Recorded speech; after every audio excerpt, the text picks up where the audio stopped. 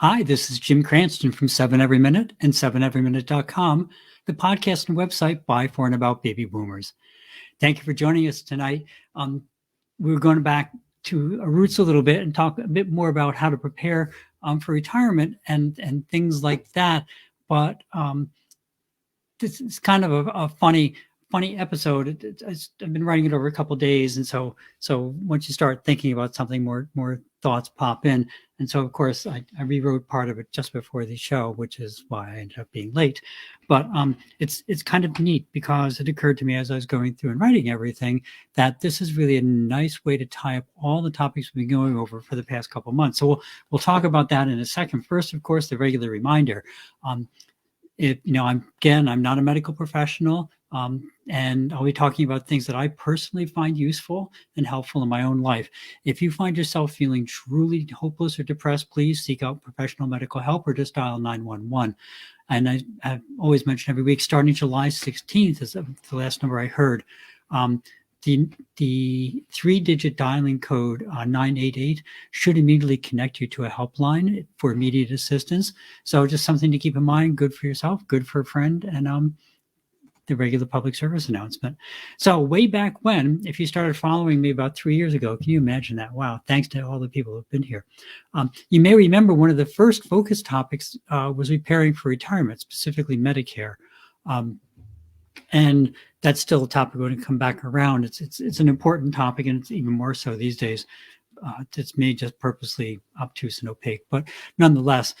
So that was where we kind of started out so long ago. And then for a number of reasons, primarily the day job, and because retirement preparation is heavily based upon mindset, we became more focused on goal setting and life envisionment and the aspects of this, truly a wonderful time of our lives. And I really mean that. I think this is an awesome time, both in the age of humanity and in our own ages to be alive.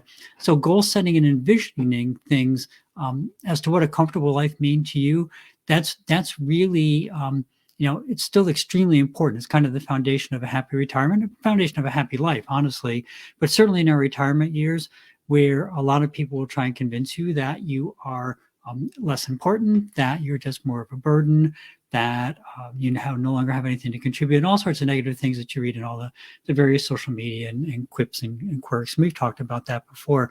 And so now, I would say now more than ever, when you're younger, right, you can look ahead, you have your whole life ahead of you, kind of, oh, sure, if that doesn't work, I'm 30 years old, I'll change my career. I'm 40 years old, I'll change my career again. Now, I think goal setting and envisioning what you really want for happiness is even more important. So that, of course, leads right into it's kind of interesting. So Monday's paper from the Wall Street Journal, let's see how that actually looks. There we go. They had a journal special report called Encore. It was Monday, April 18th is when that was published. And so it was actually a pretty fascinating section. And the whole report was about how different people handled retirement and I wouldn't even say challenges, just the changes that came along with it. And of course, by the way, I'm still trying to figure a way. Wall Street Journal, we did talk to them, and they don't directly offer programs for getting any sort of discounts and stuff to people. They do so directly. And so I'm still going to ping them, though, because the paper is kind of turned into something kind of like it's really more kind of a grown-up New York Times, a conservative, moderate New York Times. But there's a lot of good stories, and they have things like this where it's not about all the coolest new things to get, and they have articles on technology too, but they really they realize that a lot of their audience is a bit older, and so they have, I think, a much nicer breadth of articles than a lot of the more popular and what people think of as the general reading newspapers. It's really not all about finances anymore. But back on topic. So in the Encore report, the section, there were a number of very interesting topics about how to prepare for retirement. Some of it was financial, of course, it is the Wall Street Journal, but probably more than half of it was about really, and it comes around to it, you may have guessed it, mindset, right? That's right, mindset. And mindset's really nothing more than goal setting and envisioning the future. So, while the stories were pretty varied, and the topics, they covered a wide variety of topics, anywhere from, all of a sudden people who hadn't really lived together for 20, 30 years, because one of them was national sales manager or ran a hospital chain, and they traveled all the time.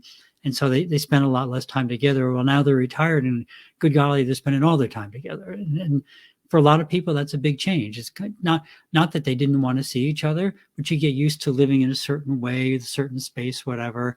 And one of them was a person, a woman who had worked for almost 40 years in psychology as a psychologist, and got rid of her whole practice and got rid of all the furniture and everything. Her whole life was in one little room, and her husband came and had the carpets cleaned and took everything out of her room. And it just really upset her. It's kind of like, it was my whole profession, my career, everything that I defined myself by was gone.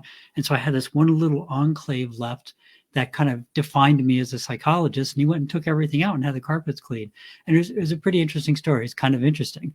They're kind of fun to see how what should have been something really neat, hey, thanks for cleaning my room, suddenly turned into a threat because the rest of the world around her had changed. Before that, she had been a professional for years and years and years and years. And now she was an ex-professional. And so it turns out, and they go through about what she did about it. And it was very interesting, because what she did was she became, took up and developed other skills. And so that's kind of the whole point of it, is that you really, the common thread of all of it is to kind of make a successful transition. It worked best if you either at least had some sort of plan as to what you wanted to do and how you're going to handle things, finances, being together, travel, illness, all those things. So some sort of at least kind of general plan. And you also had to be kind of open to change and accepting life on its terms, because as we age, you never know, things happen, and you just, not necessarily horrible things, but just things change. So, having some flexibility in your life, which a lot of people say as you get older, right, you get less flexible. I would say a lot of people I know as they've aged have gotten considerably more flexible, because they have a wisdom now as to what really matters versus what just seemed to matter at the time. And it gave them more, a better perspective on what really mattered to them in life. So if it was that, suddenly you can't do something on a particular night because it conflicts with something else, before it'd be kind of like, oh, I can't believe all the trouble. Oh, I really wanted to do that. Now it's kind of like, oh, I guess I'll find something else to do. And so flexibility, if you put your mind to it, is an integral part of planning, and especially planning as we get older. So, it's nice to have validation of our ideas that, planning was important, but really it's super important to remember that goal planning and acceptance and all those things as we age become more important. So also in the story, one of the things is a lot of people face challenges, like I said, that they hadn't really planned on, but whether it's health related, one of them was her husband was going deaf, and she didn't realize how much that was annoying her until he finally said, why are you yelling at me all the time? And not as in just speaking loudly for him, but just being angry that he didn't understand in the first thing. And so a lot of it had to do with how people perceive themselves and perceive the relationships, and how much they were willing to work on them and accept other people's changes. And then they realized, well, yeah, I'm changing too. So there's a lot of things happen. And one of the big common things, though, is that people learn to cherish the things that they did have, rather than being bitter or upset or disappointed about the things they didn't have. And I think that's a really important takeaway, because all of us, all throughout our lives, we've gained things, we've lost things. We've gained skills, we've lost skills. As we change jobs, we forget things from the old job and learn new things. But we forget that happens on a personal basis and a health basis and just a life basis too, that you're going along and suddenly you realize that you can't take out the garbage alone anymore. And it's just, you just have to adapt to things. And again, it gets back to flexibility is really important as you get older, because things happen. And if you take those as just a change in life, now we'll do things something differently, then that's really great. And you say, wow, now I just can't take the garbage out alone, but I got this nifty new little wagon and I can take it out with that, right? So you look at the things that are good, or you can just be really annoyed about things that you can't change. And that's a super important takeaway that you have to remember, like we talked about the other day. When you do something and you don't totally succeed, well, most people tend to get really angry about the part where they didn't succeed.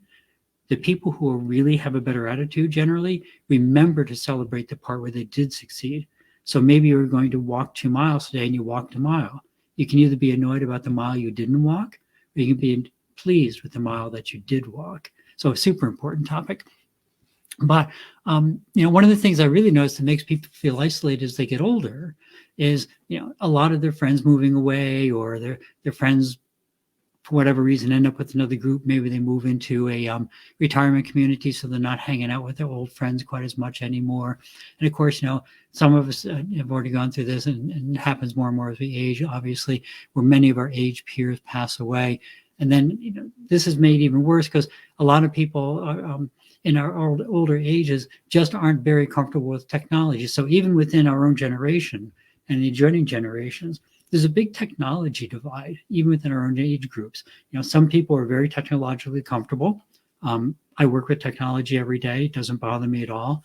I know a lot of my friends are very uncomfortable with technology, to the point where a couple of people I know just literally do not have a cell phone.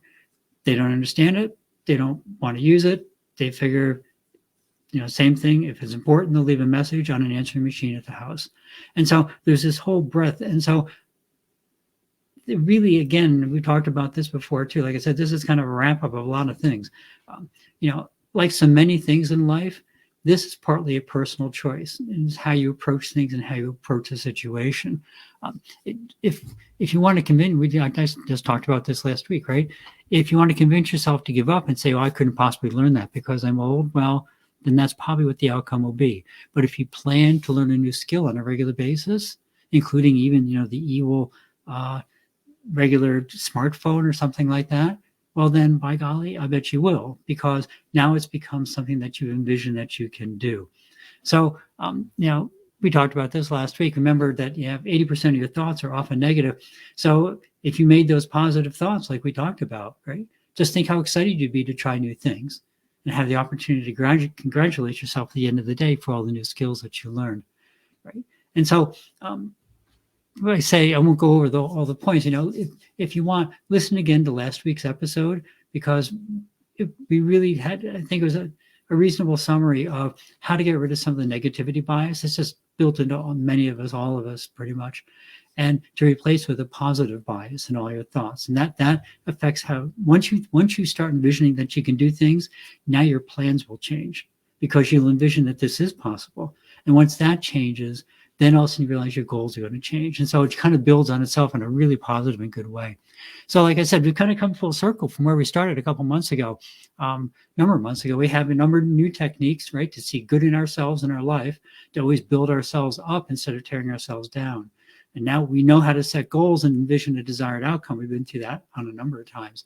And very importantly, we've gone over ways to recover our energy and our spirit when things that, when we miss a goal, or things don't go quite the way we expected or the way we want. And even when we just have real bona fide setbacks, to kind of get refocused again, to start moving forward again. And so, we've also started to talk about how to apply all these things. And together, we just tonight and into the next phase of our lives, right, to see opportunity where before we really didn't see anything. Just kind of, oh, it's kind of the end of my life. That's that kind of. And you look at a lot of people and they're just kind of pumped and full energy. And we've gone over a lot of those techniques. And I hope, you see how you can put those together and really make your life more interesting and a lot more fun and a lot more energized, quite frankly. And to see our strengths, right? Because before we tend to see our shortcomings. Oh, I didn't do this as well as I wanted. Oh, I thought I was going to do this weekend and I didn't get it done. And so instead, now we've learned how to see the progress that we've made and to congratulate and celebrate the successes that we've had. And like I said, personally, I'm very excited about this age of my life, quite frankly. It's things happen now. I realize that I have knowledge and wisdom that when I was little or younger, even if I was a teenager, 20, 30 years old, right? It would be really hard for me to even kind of envision even me ever having that sort of insight and knowledge into things. I mean, I can remember, when I was younger and asking the old guys stuff, how do you do this or whatever, or trying to cook something. And I'd ask my mom, how can you do this? And it was just, beyond me how people could remember all these different things.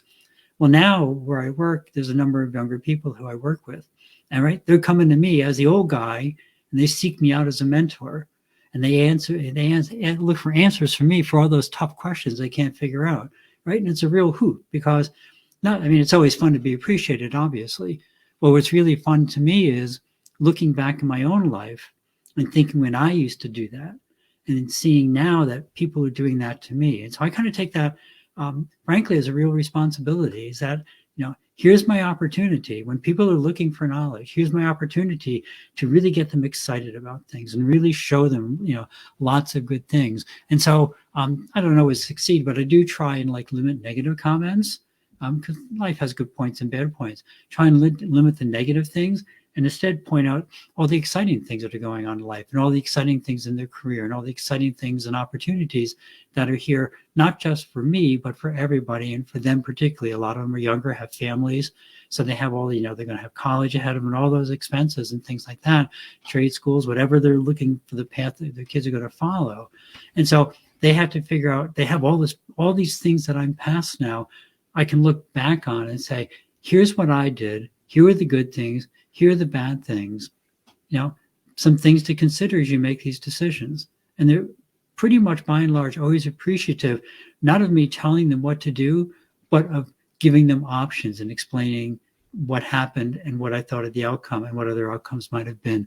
So, it's just, to me, working with younger people is just another awesome way to really make your life more fun and just make it really exciting when you associate with younger people. And I associate with older people my age, people much older than me as well. They all have different things to contribute, and I have different things to contribute to all of them. So it's really good, and it's another trick, quite frankly, to make aging more fun, because it also reinforces in you all the good things that you have in yourself. But like I say, that's a big topic. We'll talk about that another time. But in summary, so tonight, we realized that we've kind of developed a lot of tools really to make the most of the times of our lives. And we do that at every different phase. And right now, I think one of the most important things to remember is we have a lot of tools to share with other people, right? We have to remember to practice them. And then just our own tools that we developed just now over the past couple of months of goal setting, envisionment, setting priorities, learning to find the good things in life, all those different things.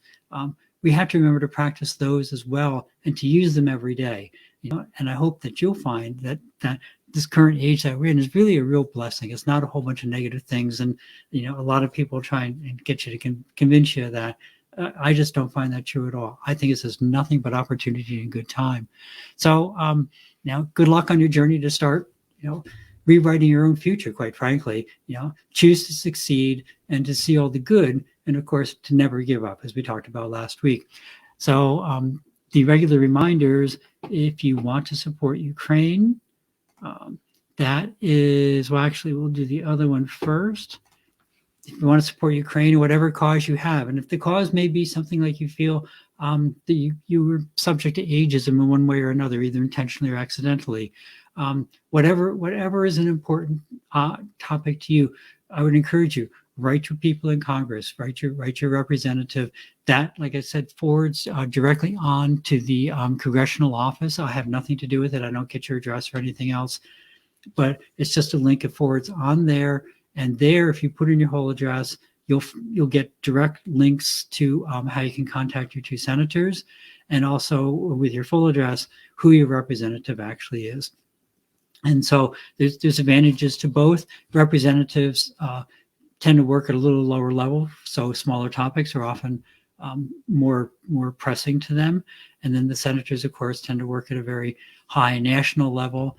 And if you have really major topics, I write them about the war in Ukraine, for example. Those are the people to address for that. And then, like I said, even acting in a small way, especially in something that's really important to you, really helps you feel a little more involved and confident in your actions in life, and can make a difference, really can make a difference.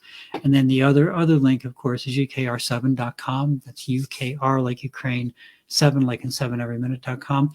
That just forwards onto a page that has lots of links to places where you can donate. And even if you already have, thank you very much. If you can't, still thank you very much. And if somebody says, well, I don't know where I want to do something to help the people in Ukraine, but I don't know what it is. Give them that URL, that web address, ukr7.com, just forwards to a page, a bunch of links. Probably going to be adding some more. I just came across some more in the past 2 days. So we're going to try and get those added on too. So that, and again, please don't forget the war in Ukraine. It has every day you say, how could it possibly get worse? And Putin doesn't disappoint, right? He targets more civilians. He's shooting civilians in cars. It's just, like I said the other day on Easter, right? He has no bottom limit. So, keep those people in your prayers and your thoughts. And like I said before, one of the best ways to care for yourself is to care for others. And please go. If people are looking for how to donate, pass the link along. If you can donate, thank you very much. And no matter what, keep them in your thoughts and prayers. It's super, super important. And as always, be true to yourself, live the life that you're aligned with. And that's the best way to really be excited about life, to act, think, act, and do in ways that you really fundamentally believe, right? If you do that, then life is going to be nicer for you in a lot of ways, because if you do that, things will naturally tend to flow the way you expect.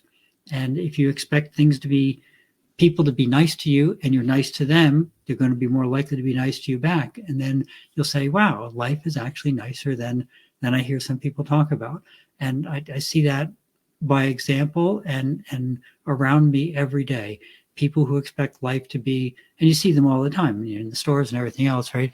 They have their cranky pants on, and so they go around and they're grumpy with everybody, and so people are grumpy back, and they go, well, see, I told you, life's just full of grumpy people. It's kind of like, well, it's kind of a self-fulfilling prophecy, and happiness is also a self-fulfilling prophecy, right? Happiness and kindness.